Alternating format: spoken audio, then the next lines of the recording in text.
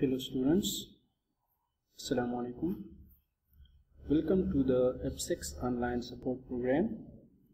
I am Musin Jan, physics lecturer at AP Zamzama Nowshera Kent, which is dynamics.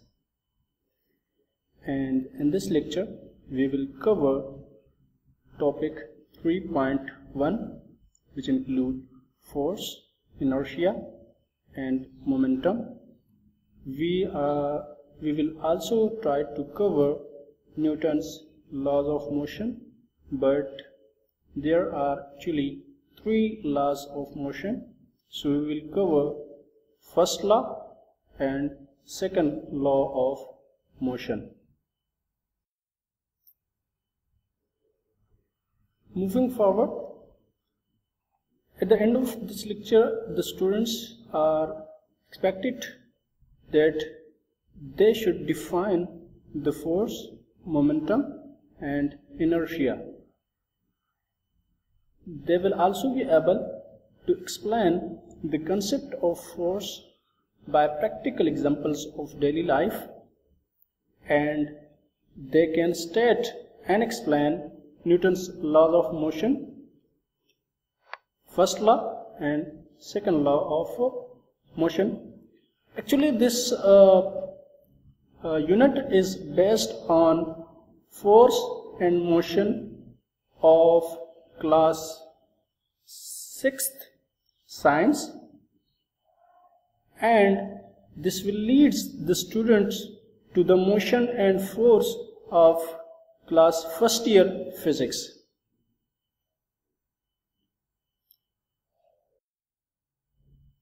So, a little review of the previous lecture, as we have covered unit 2, which was kinematics. So we have derived some equations of motion.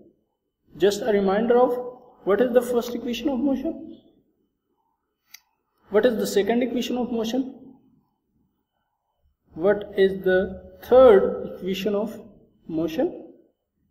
For what type of acceleration we have derived the equations of motion, and while deriving the equations of motion, the motion of the object is assumed along the path. Which type of path? Either it was straight or curved. So these are some questions the students are required to answer these questions. Moving toward the answer of the first 3 questions. So the equations of motion are Vf is equal to Vi plus At, S is equal to Vit plus half At square, and 2As is equal to Vf square minus Vi square. Over here, Vf is final velocity of the body, Vi is initial velocity, A is the acceleration, T is the time taken by the body, and S is the distance covered by the body. You can call it to be distance or displacement, because in case of straight line, both distance and displacement have same value. That is why it will be distance or displacement. The type of acceleration that were considered during the derivation of these equations are uniform, and the motion were taken along the straight line. So the motion were uniform, and the motion of you can say the path of motion were considered to be a straight line. Now moving toward the new lecture. So the name of the unit is dynamics. So first the student must know what is dynamics. So for this we have some classifications, and the broad class of physics is mechanics, and it is defined as it deals with the principle of mechanics. It is that branch of physics in which we deal with the principle of mechanics. Now over here, what is mechanics? What are the principle of mechanics? So these are the equations of motion and laws of motion. Many other also, but these are the major principles of mechanics, that equations of motion and laws of motion. We have covered the equation of motion and we are trying to cover the laws of motion also. There are many other principles also, but these are the major one. Now, mechanics is further classified into statics and dynamics. Now, what is statics? It is that branch of mechanics in which we study the bodies at rest. Whenever the body is at rest and we study the state of the body, which is the rest state of the body, so we call it to be statics. Now, what is dynamics? As over here, we study the rest state of the body. So in dynamics, we study the motional state of the body. So over here, we will study the state of the body, which is motion, right? The study of motion of body. Now, the dynamics is further classified into two branches, which is kinematics and kinetics. Now, what is kinematics? It is the study of motion of the body. Again, since this comes under dynamics, so in both these classes there will be motion, but over here we did not refer to the cause of motion. We did not discuss the cause of motion. We only study the motion of the body. Now, if we look at the previous unit 2, which is kinematics, over here we derive the equations of motion, which are the most important topic of that chapter. So in that equations of motion, we did not discuss that what are the reasons of motion, what are the cause of motion. We just discussed the motion. We discussed acceleration, we discussed velocity, we discussed distance, we discussed displacement, but we did not discuss that what are the reasons for the body to move, why the body is moving, why the body is at rest. We did not discuss that causes. Now, what are kinematics? What are kinetics? So in kinetics, we discuss the cause of motion also. We discuss the motion and the cause of motion. We discuss both. So this unit is basically kinetics. We discuss the motion with cause. Means we discuss the motion of the body and we also discuss that what are the causes of motion of the body. Right? So here we will refer to the cause of motion of the body also. So this chapter is actually both unit 2 and unit 3, kinetics, and unit 3, which is dynamics. These are both comes under dynamics. So in the first chapter, which is unit 2, we cover kinetics, and in this unit, which is unit 3, we will cover kinetics. In unit 2, we cover kinematics, and in unit 3, we will cover kinetics. So when we cover both these units, we actually cover the dynamics portion of the mechanics.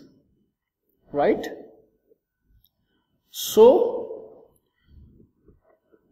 since our main focus is on dynamics, so dynamics can be defined as the branch of mechanics. We deal with the study of motion of an object with the cause of its motion is called dynamics. In dynamics, we study the motion, only the motion, and the cause. Over here we study the motion, and over here we study the cause. So whenever motion and cause are combined, it will comes under dynamics, right?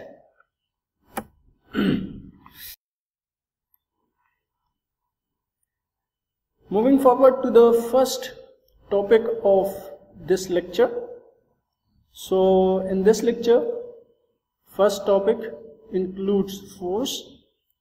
So what is force? Actually, a force is an agent. It is a physical quantity, and what it does, it will move. It will move the body, or it will try to move the body. It will stop the body, or it will try, it will tend to stop the body, the motion of the body. The force can also change the direction of motion of the body. So there are four terms. It will move the body, or try to move the body, but it will not move. It will try to move the body, but it will not move. Similarly, it will stop the body, or it will try to stop the body, but it will not stop. So, for example, there are four: movement of the body, or try to move the body, stops the body, or tends to stop the body, or try to stop the body. Example of first one, here there is a cricket player. So he is applying the force on the ball, and the ball will start motion. So here the force caused the motion of the ball. Over here there is a boy. He is applying the force on the wall, but the wall does not move. No, here he is trying to move the wall, but it does not move. He is applying the force, but the force does not move the wall, right? Similarly, stops the body. Over here there is another player. He is applying the force on the ball to stop it, since the ball was moving. So here he is applying the force to stop the ball. Tends to stop. The example of, what will be the example of stopping, trying to stop the body or object? So you can take the example of human body and the example of car which is moving. Now, if the human body is trying to stop the car, he may apply the force on the car, but as the force of the car is greater than the force of the human body, so it may not stop and it will start its motion. You can perform this activity by taking a car. You can test your own car also. So if you try to stop the car, it will move you too with, right? You will also move with the car. So here you are trying to stop the car, but you are not stopping the car. You are trying, but it will not stop. So that is the example of tend to stop the car. You are applying the force. Here the force is trying to stop the car, but it will not. Moving toward the inertia. What is inertia? Inertia is actually the property of the body. It is the property of material object due to which it resists any change in its state of rest or of motion, right? Like let's say you are applying the force on the wall. Now the wall is initially at rest, so it will try to remain at rest. Similarly, if you apply the force on the chair for some extent, the chair will try to stop, to remain in its position, in its rest position. But if you are increasing the force, at some point the chair will start motion. Now that force, at that instant at which the chair will start motion, is the property, and that is called inertia. So that type of property is called inertia. You can take the example of car also. If you are trying to stop the car, right? If you are trying to stop the car, but the car will continue its state of motion, right? So that property of the car is called inertia. You can take another example, that if you are sitting on a bus, in the bus, now the bus is moving with some velocity. Now suddenly, if the driver apply the force, so the upper part of the human body, of your body, will try to move forward a little. You are trying to move forward a little. Why? Because of inertia. Similarly, you can take another example. If you are sitting in the car and the car is just starting, the car is just to start, so you will experience a little jerk to the back. You will experience a little jerk to the back. You will bend to the back. Why? Because initially you are at rest. Now your body, your all parts will try to remain at rest, remain at its position. Now if your lower part, it start motion with the car because it is in contact with the car, but your upper part will try to remain at rest, remain at its state. So it will try to does not change its position. So that is why you will experience a little jerk to the back, right? Now there are two situations. If you look at the lighter object, so lighter object can be stopped or can be moved easily. You can take an experience of small vehicle like car and heavy vehicle like trucks. So if you apply the force, or you can say that if you apply the force, or 2-3 men can apply the force on the car, it may start motion, right? So it means it is easy to move the car with 2 or 3 objects or human body. But if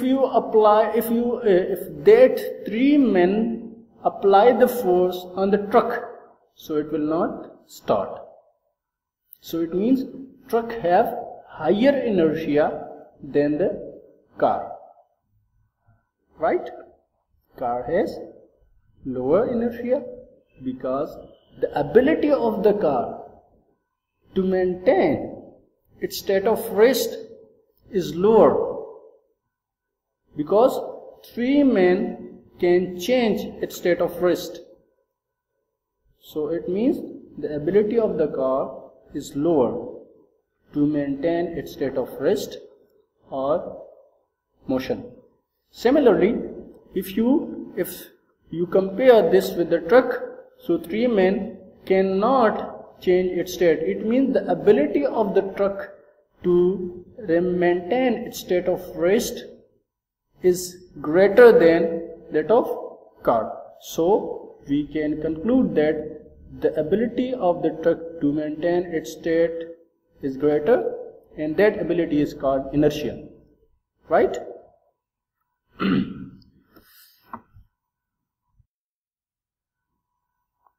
In order to explain inertia, we can perform an experiment, and this is experiment 3.1 in your book.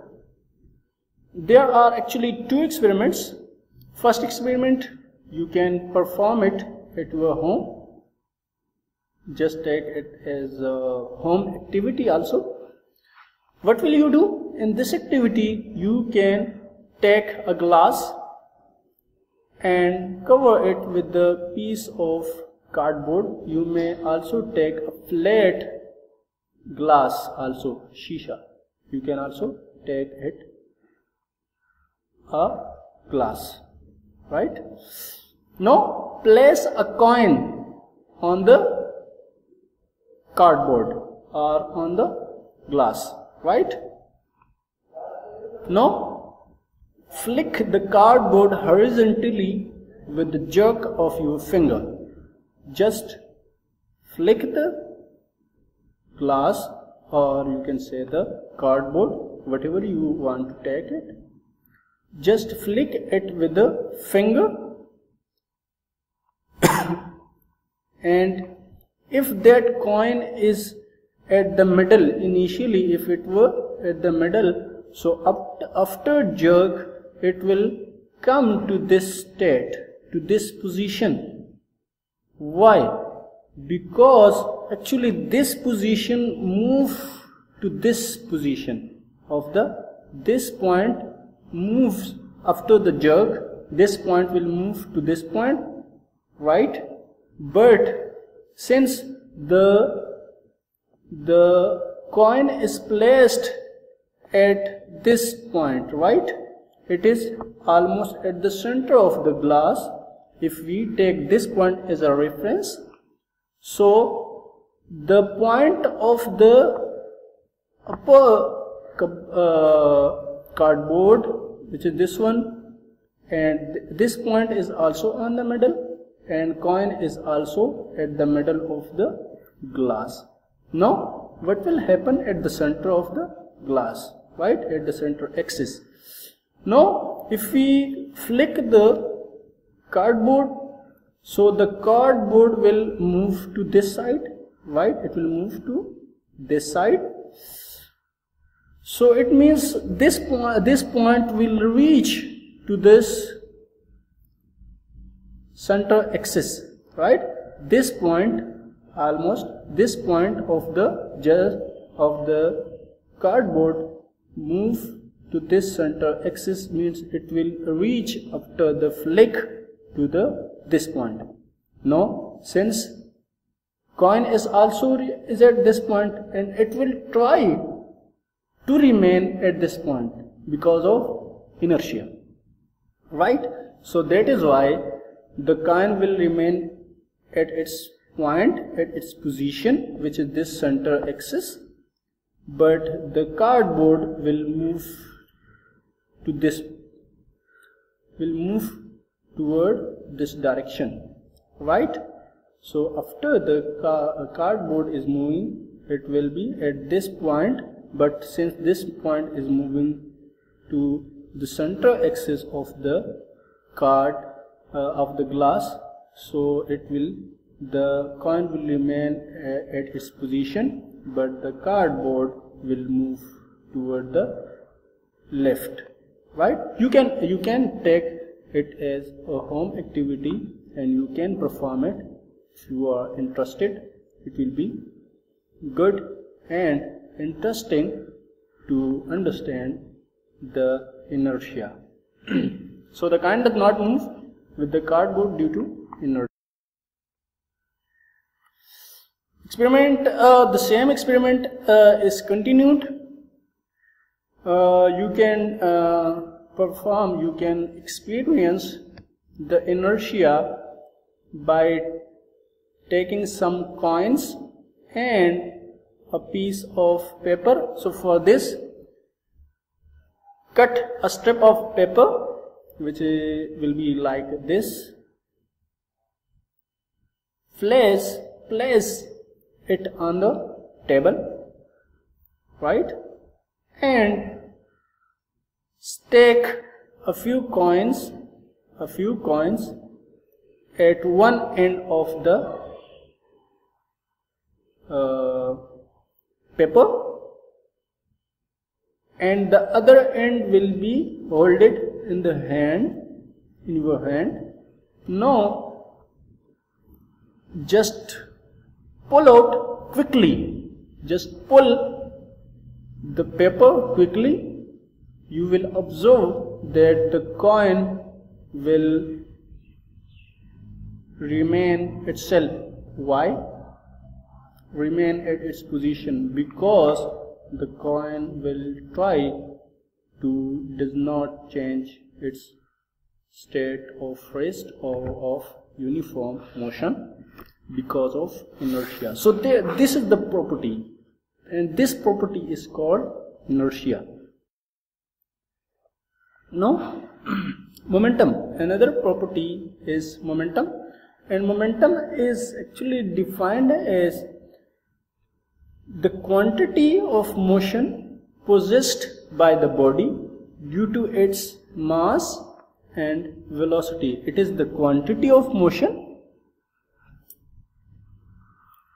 which is possessed by the body due to its mass and velocity. So in momentum we have two quantities, mass and velocity. For example, if we consider the example of bullet, so in bullet we have low mass but greater velocity. In case of bullet have very low mass but its velocity is very high. And we observe that after firing of the bullet, the impact is very strong. You can observe that many humans can die due to that bullet because its impact is very high. Why? What are the reason that its impact is very high? If we for the time being, if we consider that the reason for impact is its high velocity, right? For the time being, we consider that the reason for impact is its high velocity. So it means, according to our assumption, that high velocity will leads to greater impact, right? So if we consider the truck, so the impact of a moving truck is also very high. It can crash a car also. It can crash, you can say, the trees also. So its impact is very high. But according to our assumption in the previous situation, in case of bullet, the reason for impact we consider to be high velocity. No, the velocity of truck as compared to the velocity is very low, but its impact is very high. What are the reason over here? The reason over here for the impact were velocity, but the reason over here for the impact is its heavy mass, its higher weight. So based on these two situations, we can say that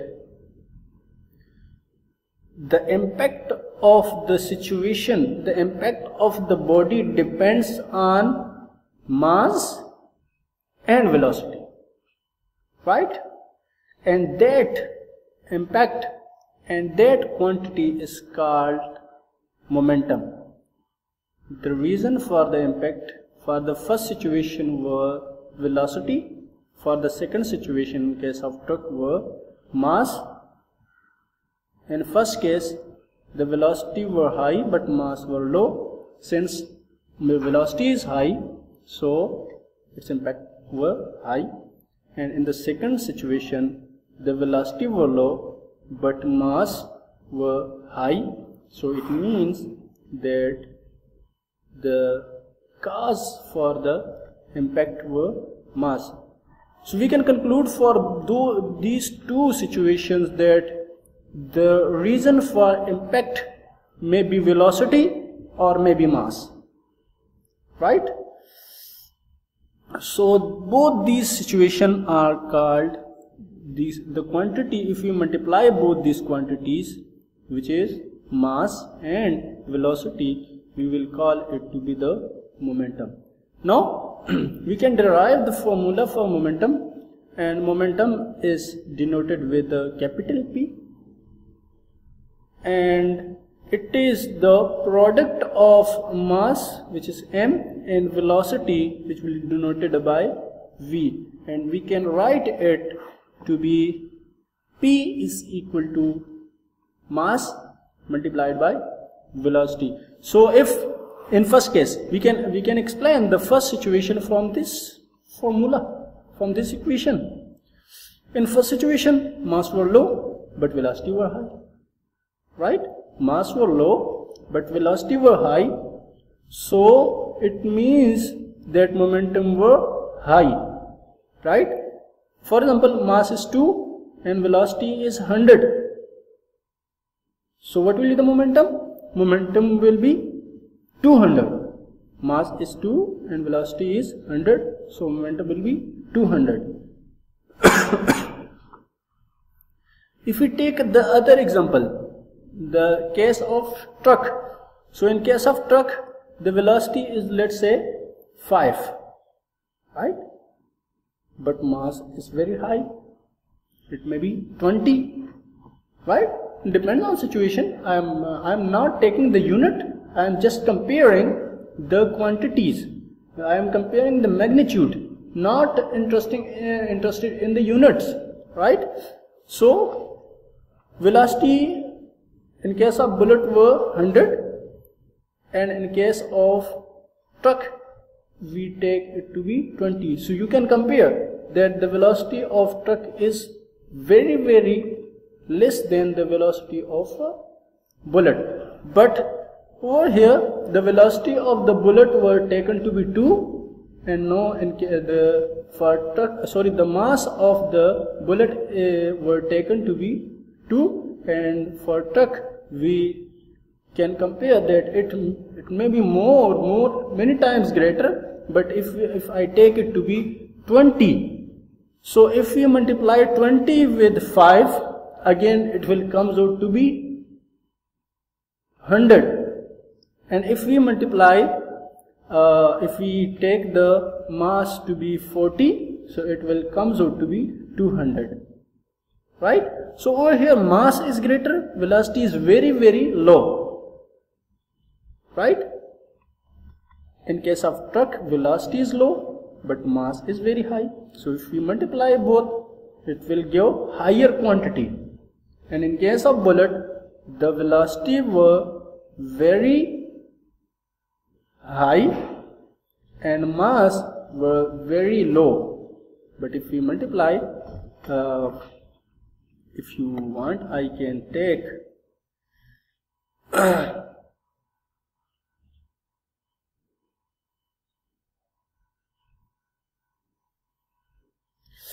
if for truck, right? For truck, if I take the mass to be 40, right, and multiply it with velocity to be 5, right, so it will come out to be 200.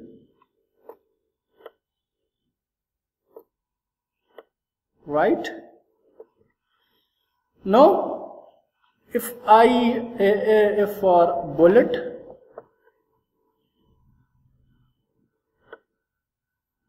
B, for bullet, the momentum will be mass, as we all know that mass of bullet as compared to the truck is very low, so I can consider it to be 2, but velocity as compared to the truck is very high, so I can take it to be 100.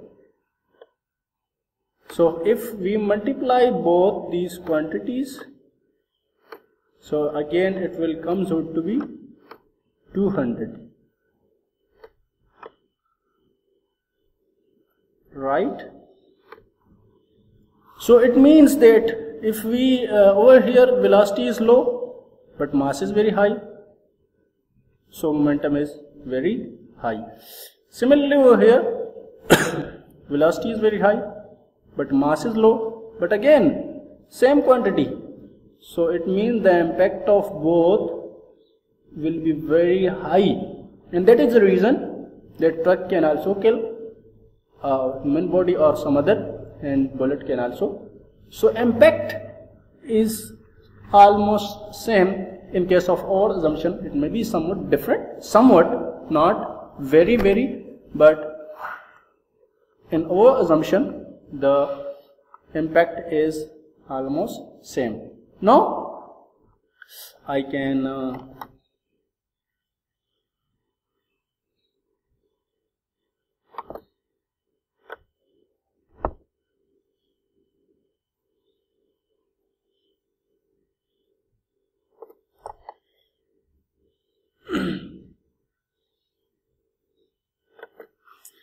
now what about we have discussed in kinematics that physical quantities are of two types. One is vector quantity, and other is scalar quantity. Now momentum comes under the category of vectors. Why? Because we know that velocity is vector quantity and mass is a scalar quantity, so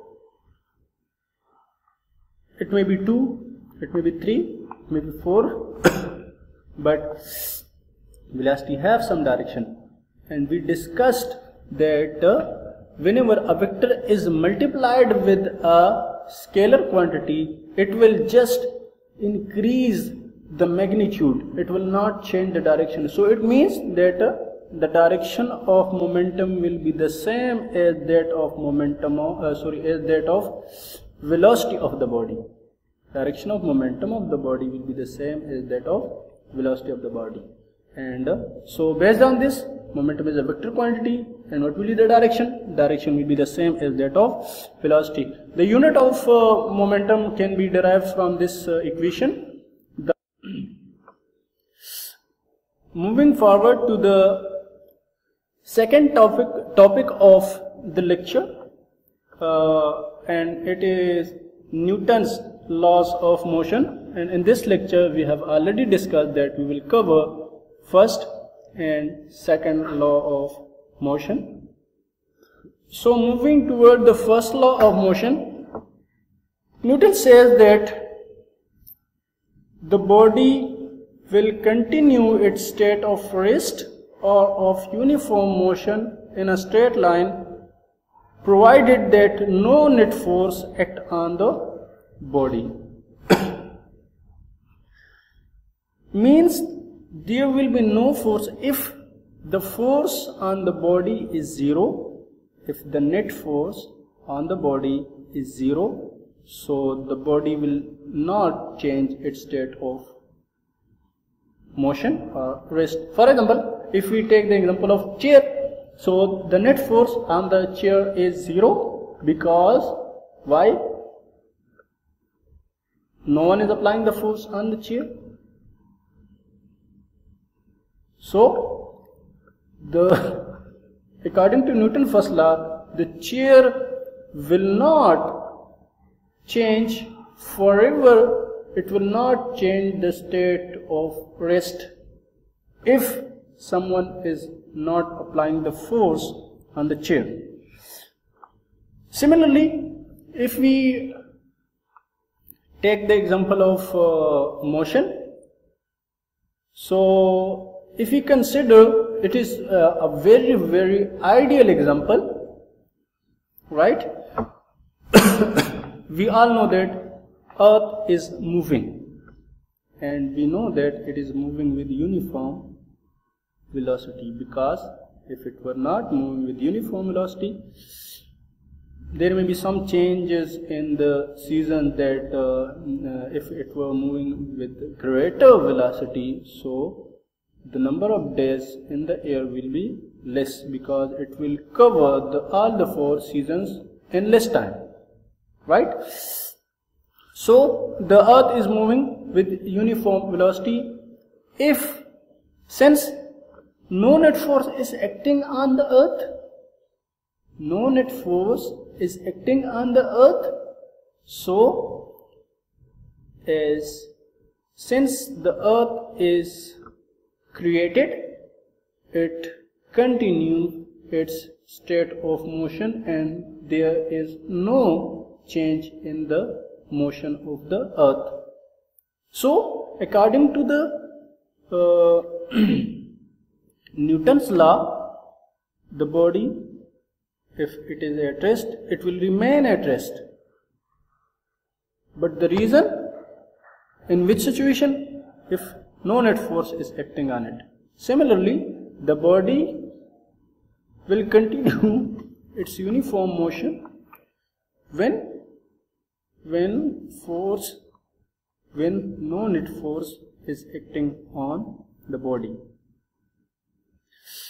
So actually the Newton's law refers to the 2 states, rest. So according to first state, the body will remain at its position, will remain at rest forever if no net force is acting on it. And you can take the example of book on the table. If you are not applying the force, if someone is not applying the force on the book will remain on the table. Second state is about the motion of the object. So the motion of the object will not change, it will not come to rest if no net force is acting on the body. Now, this type of situation is also discussed in case of inertia. This type of situation is also discussed in case of inertia, and we define the inertia that it is the property of the body due to which it does not change its state of rest or of uniform motion. Since it is just explained in the Newton's first law, and he gave the reason. That what will be the reason for the body to not change its state of rest or of uniform motion? That will be net force. So if no net force is acting on a body, the body will not change its state of rest or of uniform motion. So that is why Newton's first law of motion is also known as law of inertia, because both have got the same concept. But in Newton's first law, he explained the reason for the change of state, right? Change of property of the body, which is inertia. So if you look at the first law of motion, over here we just discuss the bodies when net force is not acting, no net force will act on it.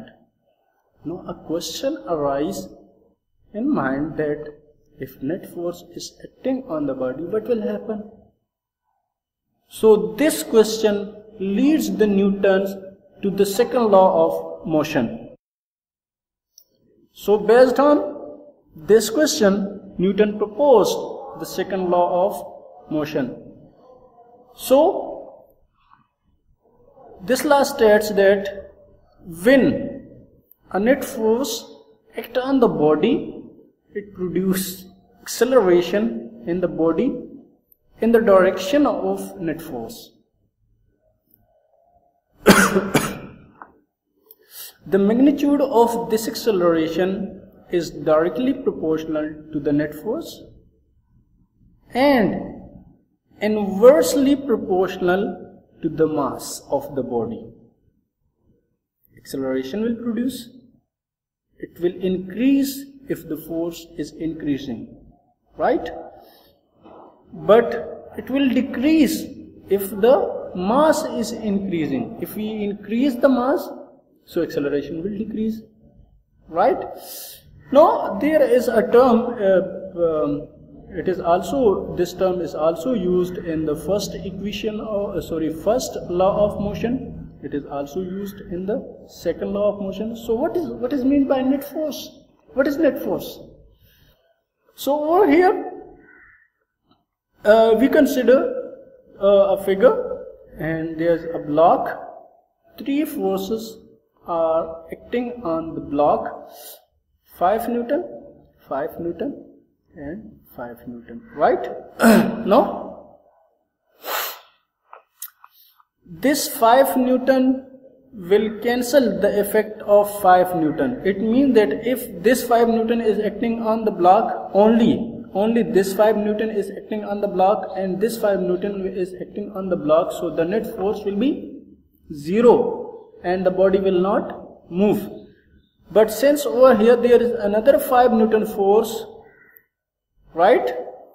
So it means that these two forces will cancel the effect of each other and there is a net force of 5 Newton, right? So this is called net force, right? Now over here the force is 5 Newton, the net force is 5 Newton, right? Now Newton says that since the direction of this force is this one, to the left, and the direction of these two forces is to the right, so in order to avoid, in order to eliminate, in order to remove this confusion, that what will be the direction of acceleration. So he says that the direction of net force will be the direction of acceleration. And what is the direction of this net force? The direction of the net force is to the right, so the body will move to the right, so the direction of acceleration will also be to the right, right?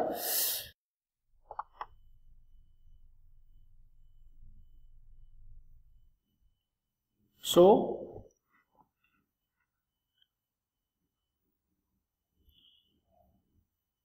Newton's second law of motion, we want to derive the relation between force, acceleration and mass of the body. So for this, consider a situation.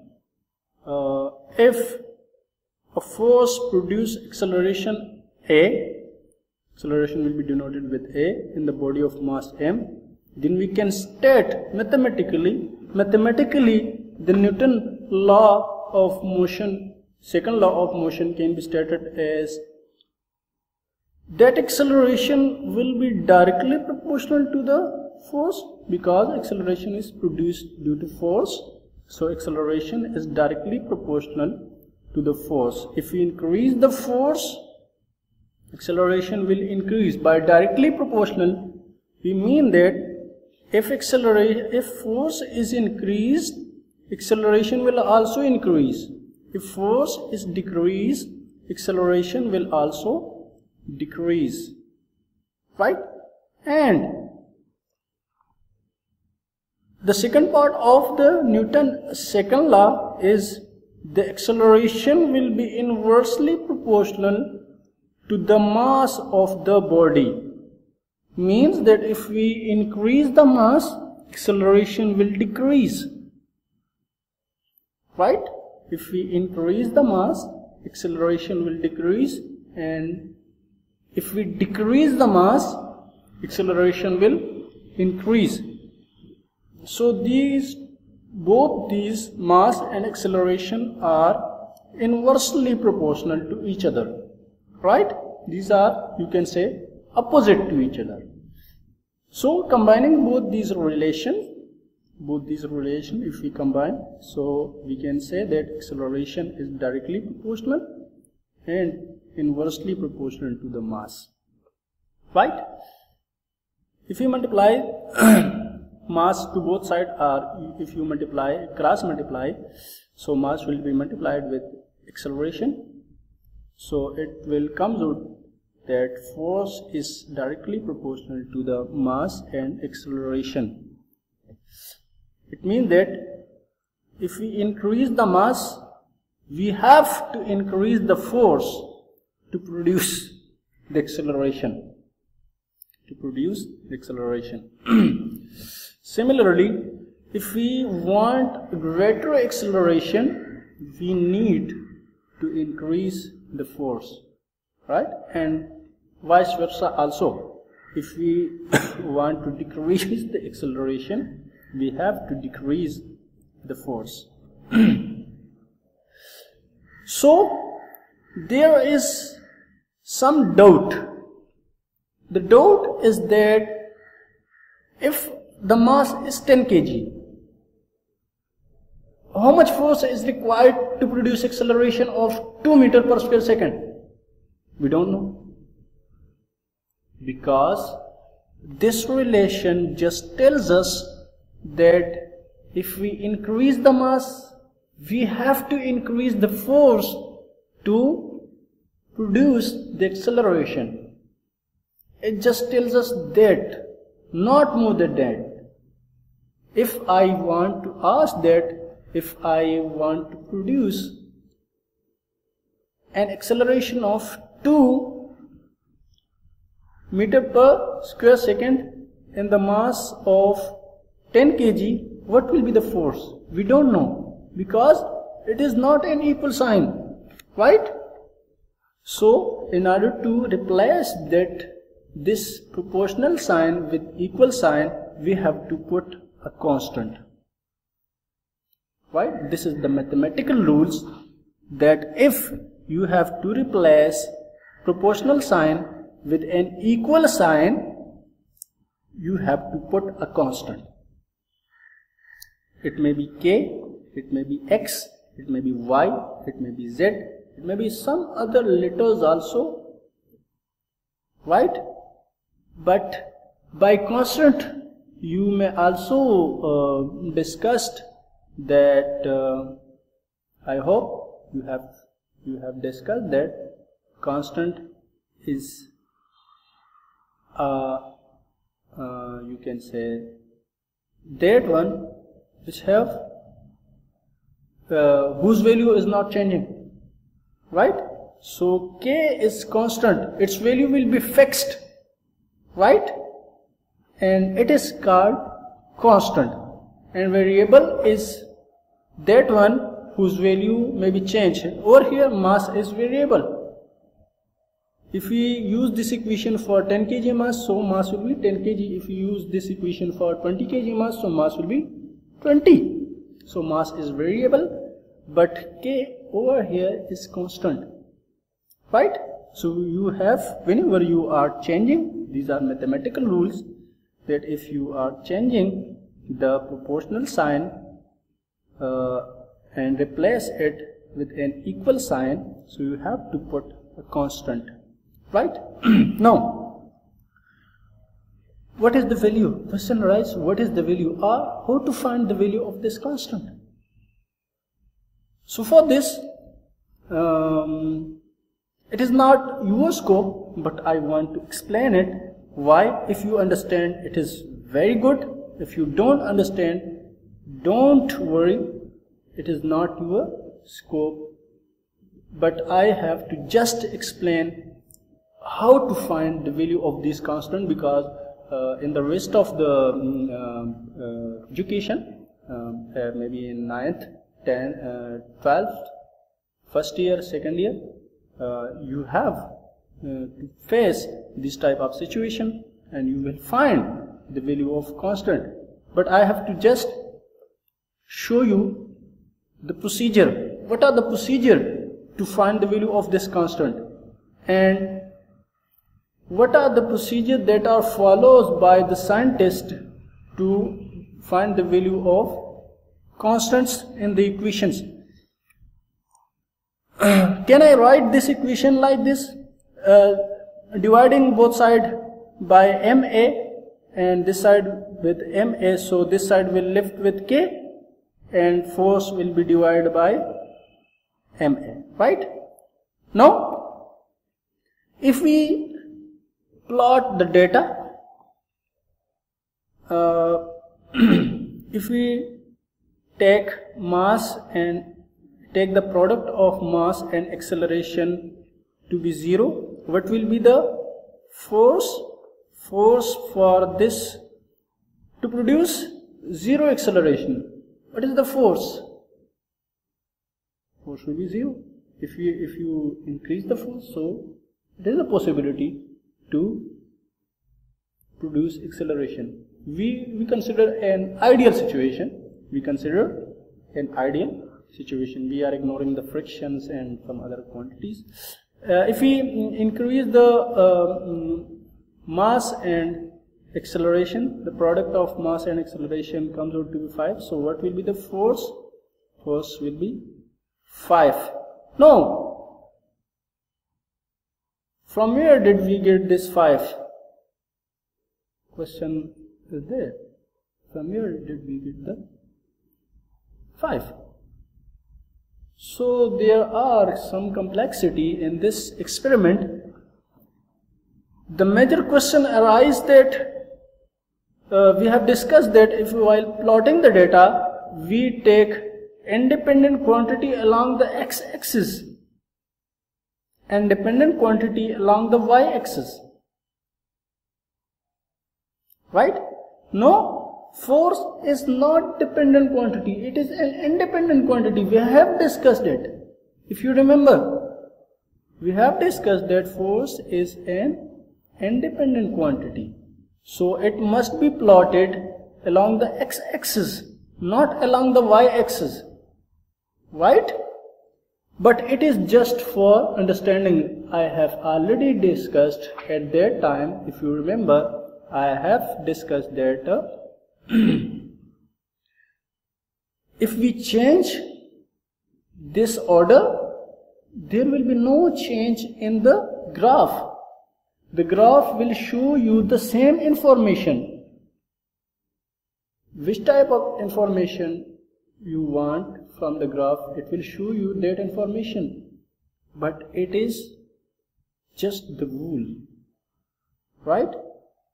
For example, I explained that it is opposite. Means force should be on this axis and MA must be on this axis, right? But if I ask a question, what is the slope? So you will say that the slope of the line is a constant or uniform.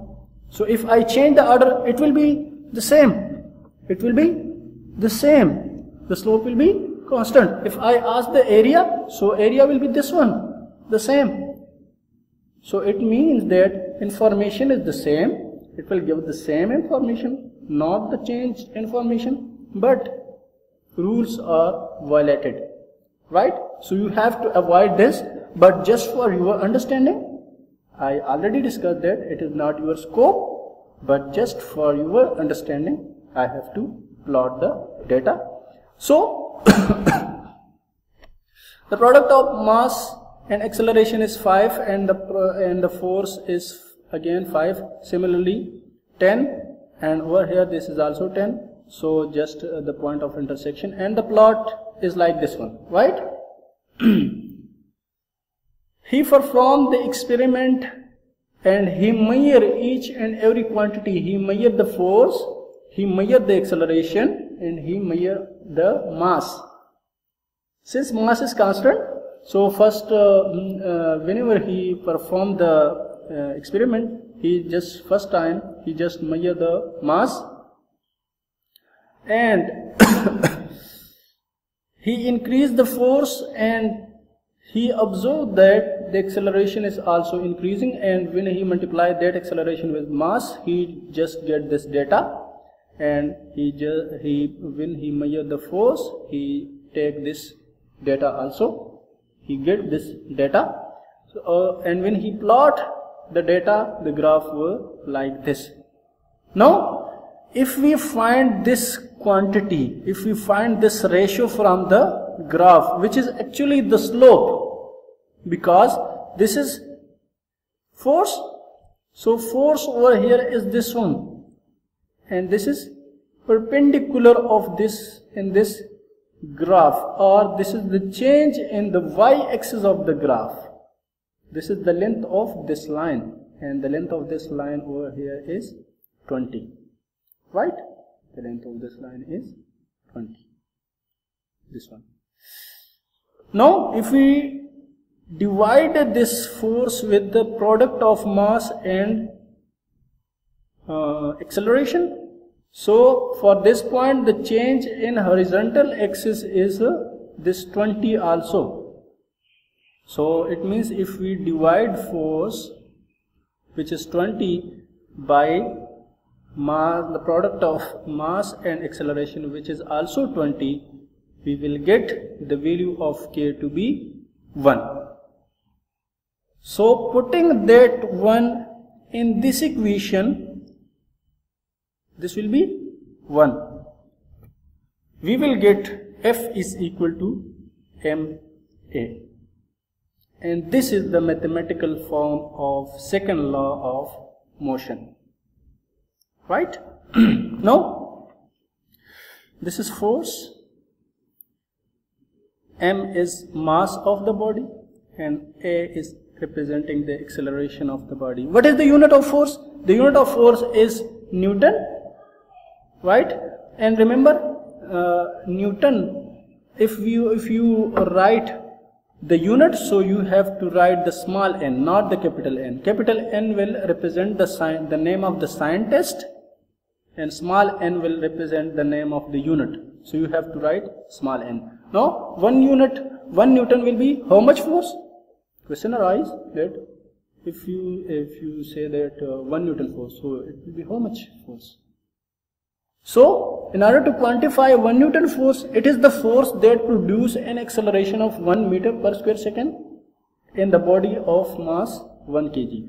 So means if we take 1 kg of mass and we produce 1 meter per square second of acceleration, so the force required to produce 1 meter per square second of acceleration in 1 kg mass will be 1 Newton.